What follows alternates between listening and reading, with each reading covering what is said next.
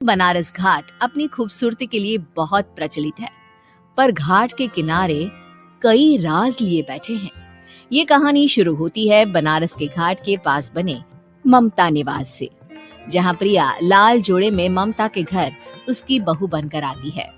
आओ आओ बहू, घर को अपने पैरों से पवित्र करो।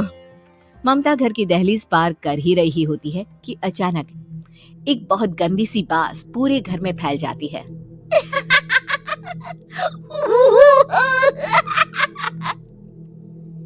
ये बदबू और ये आवाजें, ये कौन हंस रहा है माँ? अब ये पड़ोसी ना हमारे थोड़े अलग से है। कहाँ हम शाकाहारी और ये मांस मच्छी खाने वाले। छोड़, तू ध्यान मत दे और गृह प्रवेश कर। और हाँ बहू, अपनी सास की एक बात हमेशा याद रखना, इन पड़ोसियों से तो कभी बात नहीं करेगी। अच्छे लोग नहीं है ये। अपनी सास की ये बात मानेगी ना बेटा? हाँ माँ, जो आपकी मर्जी, मैं उनसे बात नहीं करूंगी। अगले दिन प्रिया अपनी पहली रसोई बनाने रसोई घर में जाती है। ये छोकी बात तो नाक में जा रही है। एक काम करती हूँ, खिड़की खोल देती हूँ। प्रिया खिड़की खोलने जाती है। इतने जाले, लगता है इस खिड़की को कभी खोला ही नहीं गया।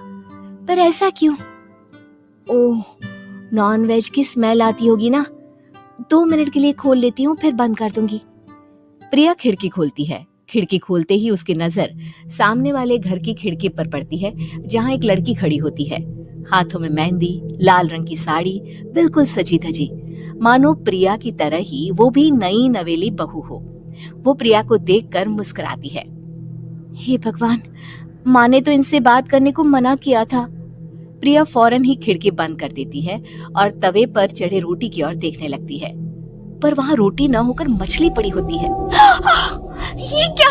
पहली ही रसोई में इतनी बड़ी गलती! हे भगवान, अब मैं क्या करूं?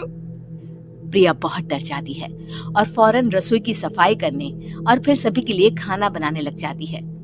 जब वो सबको खाना परोसती है, सब तो ठीक है, मैं बेकार में चिंता कर रही थी। हे भगवान, ऐसे ही बस अपनी कृपा बनाए रखना। रात के वक्त जब सब सो रहे होते हैं, तब प्रिया को पायल की आवाज सुनाई देती है, जिससे उसकी आंख खुल जाती है। ये पायल की आवाज कहाँ से आ रही है? प्रिया उठकर उस आवाज के पीछे छत की सीढ़ियों तक जाती है। तभी उसे बच्चे के रोने की आवाज आती है। प्रिया छत पर जाती है तो क्या देखती है? वही लाल साड़ी वाली लड़की अपनी गोद में एक नवजात बच्चे को घुमा घुमा कर सुला रही है। तभी प्रिया की नजर उसके पेट पर पड़ती है। ओह गॉड, ये तो प्रेग्नेंट भी है। सुनिए, बच्चा सो नहीं रहा है क्या? मैं कुछ मदद करूं? नहीं नहीं, आपके घर वालों को अच्छा नहीं लगेगा, मैं संभाल लूंगी। स्नेहा की गोद से बच्चा हाथ मारकर प्रिया की गोद में आने को छटपटाने लगता है। दोनों घर अगल बगल में बने होने के कारण प्रिया उस बच्चे को गोद में ले लेती है। प्रिया के पास आते ही वो सो जाता है। बच्चे का वो स्पर्श रात भर प्रिया भूल नहीं पाती और अगली सुबह वो छत पर कपड़े सुखा रही होती है। तभी उसे एक औरत इशारा करके बुलाती है। स्नेहा कह रही थी, बाबू तुम्हारी गोद में आते ही सो गया। मैं गौरी, स्नेहा की माँ हूँ। बहू, घर आना, बाबू को खिला भी लेना। शाम को जब घर पर कोई नहीं रहता, बच्चे से मिलने के लिए प्रिया छिपकर अपनी पड़ोसन के घर चली जाती है और कुछ देर बच्चे को खिलाकर वापस लौट आती है।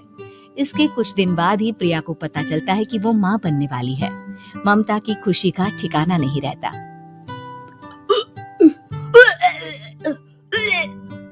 माँ जी, पता नहीं क्यों उल्टी आ रही है। प्रिया भागती हुई वॉशरूम में जाती है तो हरे और लाल रंग की उल्टी करती है। उस उल्टी में से कीड़े निकलते हैं। ये क्या? खून और ये कीड़े! माँ! माँ! प्रिया की आवाज सुनकर ममता दौड़ कर आती है, पर बेसिन में कुछ नहीं होता। प्रिया हक्की बक्की रह जाती है। ये सब क्या हो रहा है? प्रिया घबरा जाती है और अपने कमरे में जाकर सो जाती है। डर के कारण वो इतनी थक जाती है कि उसकी आंख लग जाती है। तब उसे ऐसा लगता है उसके पेट पर मानो कोई बैठा हुआ हो। कौन हो? प्रिया के पेट पर एक 5 महीने की बच्ची बैठी हुई थी, जो बुरी तरह जली हुई थी। माँ, तुम ही मुझे लाई ना अपने पेट में?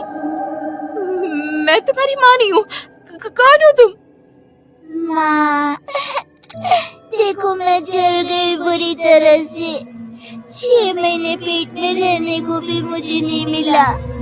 सहला दो ना माँ। बचाओ, बचाओ माँ। ममता दौड़कर कमरे में आती है। प्रिया की बातें सुनकर वो सब समझ जाती है। तू कहीं बगल वाले घर में तो नहीं जाकर आई ना बहू? मुझे माफ कर दो, मैं गई थी माँ। उस घर में सब मरे हुए हैं बहू। कई साल पहले स्नेहा उस घर में बहू बनकर आई थी। कुछ ही दिन में वो एक बच्चे को जन्म देने वाली थी। पूरा घर बच्चे के आने की खुशी में खोया था कि एक दिन अचानक उस घर में आग लग गई। सब बुरी तरह जलकर मर गए। गौरी आज भी दादी बनने का इंतजार कर रही है और इसीलिए स्नेहा ने अपना अजन्मा बच्चा तुम्हारी कोख में डाल दिया। ममता ये कह रही होती है कि पीछे से उसके पैरों को एक बच्चा पकड़ लेता है। दादी, दादी। माँ, स्नेहा की गोद में यही बच्चा था। ये बच्चा कौन है फिर? तेरी मौत है। तेरी भी दादी। जिस चीज का ममता को डर था वही हो गया। ममता निवास के ऊपर मौत ने चादर बिछा दी थी। प्रिया का पेट ऐसे बढ़ जाता है मानो 9 महीने का हो। 2 हाथ उसके पेट से बाहर निकलते हैं।